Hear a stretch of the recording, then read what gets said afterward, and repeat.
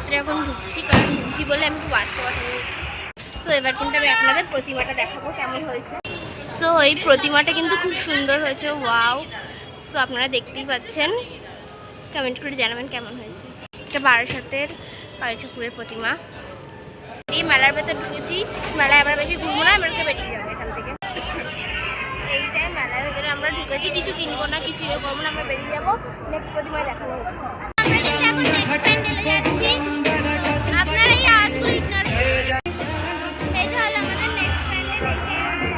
এই প্যান্ডেলটা কিন্তু আমরা বাদ দিচ্ছি, কারণ এই প্যান্ডেলে কত ভিড় আপনারাই দেখুন।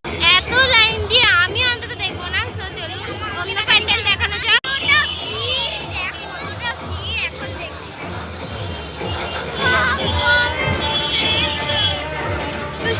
নাটক করে নিল, প্যান্ডেলটাই ঢুকছি, এটা আমরা বাদ দিয়েছিলাম।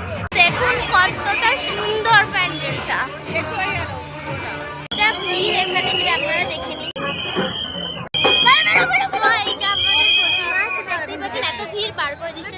একটা নিউ স্টাইলের প্যান্ডেল ঢুকেছে, যেটা হলো আমাদের বাচ্চাদের শৈশব। এইটা হলো আমাদের কিউট সাই। তো এটা কিন্তু আমরা দেখে নিলাম, খুবই ভালো লাগলো ওর সঙ্গে মিলে, কিন্তু আমাদের খুব ভালো লাগলো। এইটা কিন্তু আমাদের ছাত্র দলের বারাসাতের প্রতিমা, এত সুন্দর।